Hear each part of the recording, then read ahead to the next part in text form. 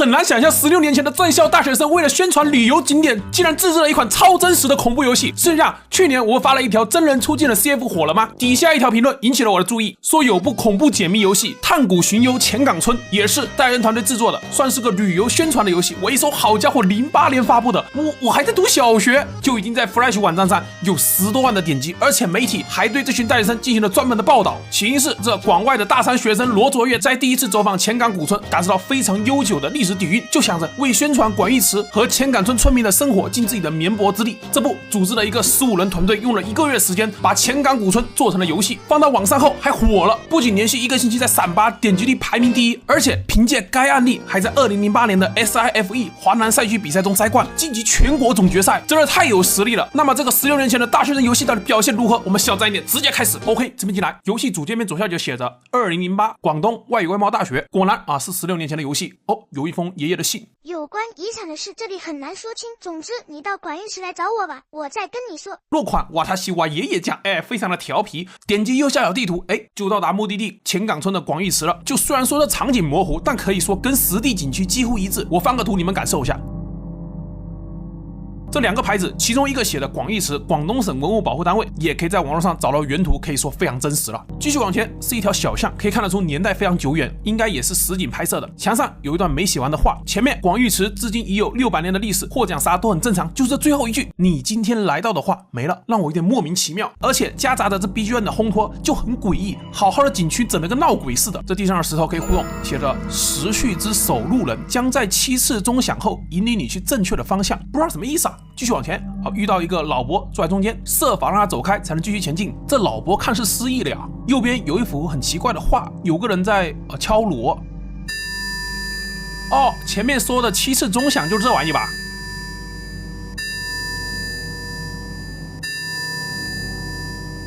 果然老爷子消失了。这边还有一个挂在半空中的篮子，打了个箭头，但是底下没东西啊。算了，继续。这边是条巷子。左边这扇门锁了，右边进来了。墙上有些字写着：你知道忠孝的作用吗？无论发生什么事，千万不要开门。落款是1938年10月，他们来了啊！我刚去查了一下，大家自己看吧。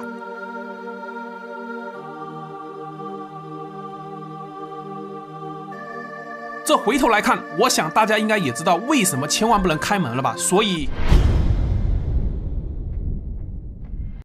OK， 这边回到游戏，这巷子的尽头有个躲在门后的小孩，递给我们一块石头，不知道有什么用。出来之后有个阿婆，但是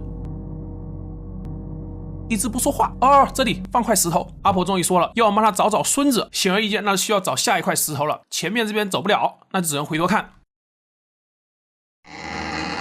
这里现在进去了，黑是这里唯一的颜色，静静的。有什么躲在这里吗？应该不会有什么玩意跳出来吧？这里也没东西可以交互啊。再往回走走。回去看看有没有漏了什么线索。这箭头下面的石板可以打开了。太黑了，躲在那里没人找到。黑果不其然，这一次进去有个小孩哥躲在那里，应该就是奶奶的孙子。再次递给我们一块石头，把石头交给奶奶，我们就可以继续前进了。这边一棵大榕树，上面写着诗书开月。再往前就是广义池池塘的门口，也就是游戏的终点。不得不说，跟现实中的池塘几乎是一致了。门口字迹已经模糊了。继续往前，池塘中央有个灵牌，写的忠孝铭记。想要通过，就必须回答中央老者对我们抛出的问题。到这里，我记得之前小时候玩就卡住了，完全不知道答案。说实话，游戏中的答案就在池塘门口的牌匾上，只不过被作者做旧，很难看出。我也是通过景区的实景图才知道写的是诗书开月，忠孝传家。这小时候肯定发现不了，一个那时候网络不发达，二一个根本也不知道这是宣传景区的游戏，估计只有当地人能知道答案。回答完老者的问题后，游戏也就正式结束了。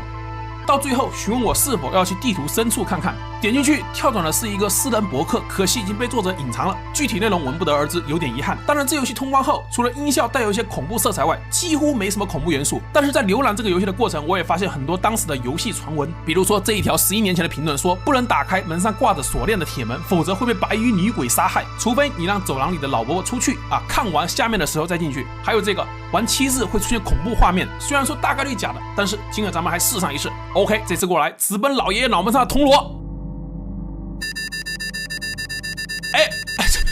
这不止7次了吧？咋没反应啊？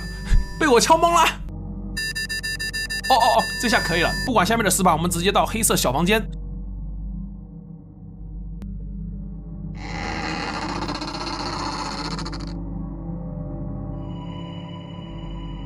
说实话，除了开门声瘆人点，所谓的女鬼也没出现啊。至于后面连续通关7次，我也试了。